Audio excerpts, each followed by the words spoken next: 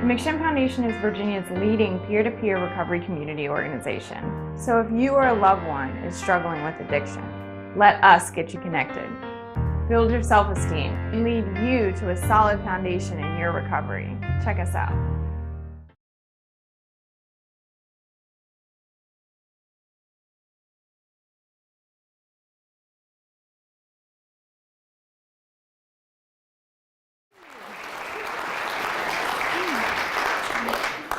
Thank you, everyone, for being here, and to McShin for having me here. And I've always wanted to come and see what goes on at McShin, so I'm really excited to have gotten a little tour and to be invited tonight. And my main goal really is just to make sure I don't trip on this rug.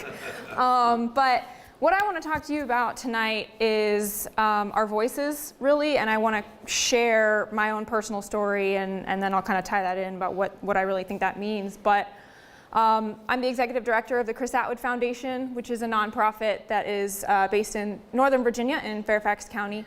And we started in memory of my little brother, Christopher, who unfortunately passed away from a heroin overdose in 2013.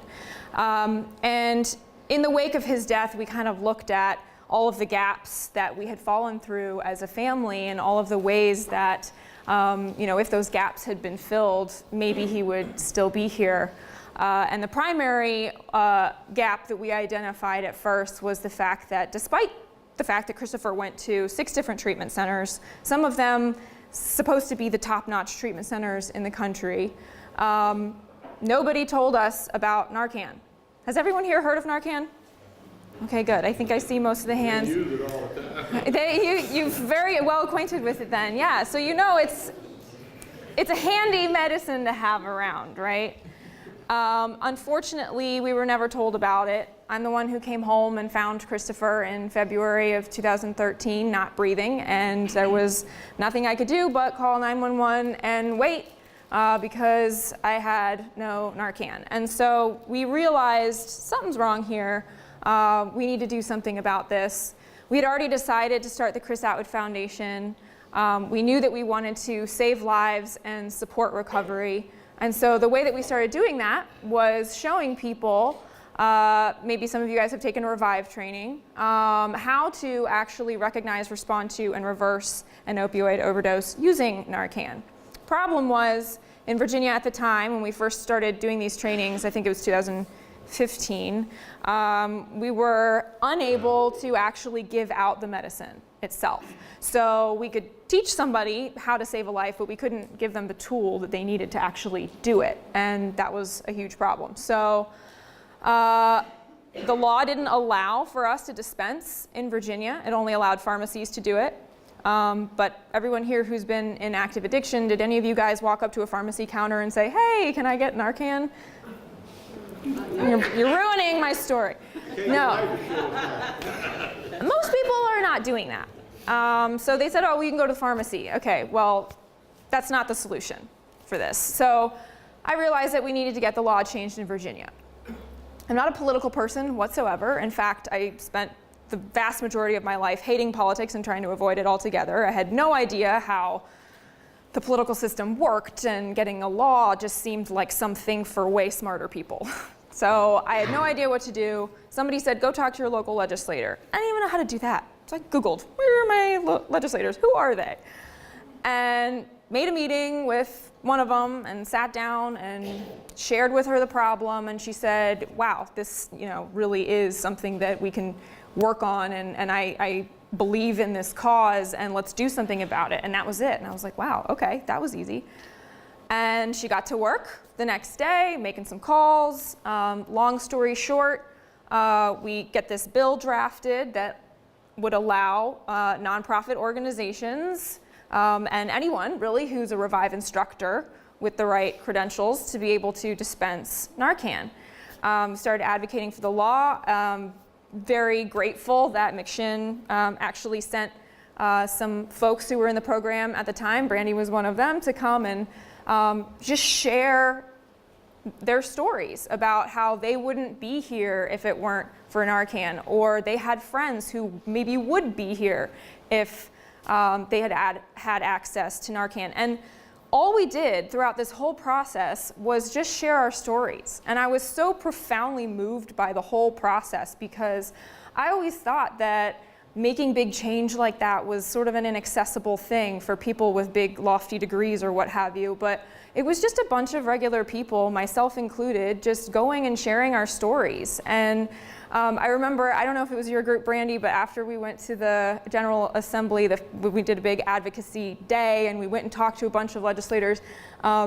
We got back together and we talked afterwards, and one of the people who was with us was like, I made a bunch of them cry. And she was really excited about that because, you know, it was like just seeing the story that she had shared really move somebody who had the power in Virginia to do something about it on a statewide level. And it was really, really amazing. The law passed unanimously. And so now we can dispense in Virginia. Last year, we went back and we got a second law unanimously passed that allows us to dispense a much more affordable variety of naloxone. And we did the same exact thing as we did before. We went and just shared, these are the problems that we're having. Can we please do something about it? And people listened and they acted, and the second law was passed unanimously. And now we have another one coming up in the 2019 session. Again, trying to increase access to naloxone because there's one more piece of the law here that's kind of wacky, and that's the fact that in Virginia, Narcan is considered a controlled substance, even though no other state in the country calls it a controlled substance, and federally they don't recognize it as a controlled substance. Because if you know anything about Narcan, you know it's very, very safe. You could give it to a child, you can give it to the elderly. When EMTs find somebody unresponsive and they don't know what the problem is, they hit them with Narcan just to see if it works. And of course they would never ever do that if it wasn't completely safe. You can never overdose on it. There's no contraindications with other medications. So it's all around a completely safe medication. It should not be a controlled substance. It makes it very difficult to get the qualifications that you need to become a dispensing program. And that's why we don't see a lot of people doing outreach, at least to the extent that we should, and there's still thousands of Virginians that don't have access to it because there are these bureaucratic hoops that we have to jump through. So what we're doing is we're going back to the General Assembly again, and we're going to ask for some of these unnecessary restrictions on the dispensing of Narcan to be removed so that we can save more lives. And we're going to do it the exact same way the third time as we did the first two times, which is just going to our legislators, sharing our stories. How many people here have lost somebody to opioid overdose? Yeah. That just blows my mind, and it blows the mind of legislators when they see it, when they hear it face to face. One of my favorite phrases is that it's hard to hate up close. And I think a lot of people that are in these positions of power, they get disconnected from the reality of things. And when you sit with somebody and you are that story of the opioid crisis and you bring it home for them and you make it real, that has immense power. Just because, you know, maybe you didn't graduate from Harvard, you know, you have just as much power as somebody who did because you have a story that means something, and because you have a heart that has been through some shit, and you didn't go through all of that for nothing. You know, I think everybody in this room has been through some stuff, whether it's addiction, whether it's losing somebody that you love, whether it's trying to support a family member. We've all been through something, and it's not for nothing. And maybe you haven't quite figured out what that something is, what that purpose is, but just because you haven't figured out what it is doesn't mean that it's not there, doesn't mean that you don't have a purpose. And I just hope that you take away from this night the impression that your voice matters and that you maybe get the courage to use it. And I hope that you will use it to help us, but whatever you do, I just hope that you use it. So thank you so much for having me here tonight.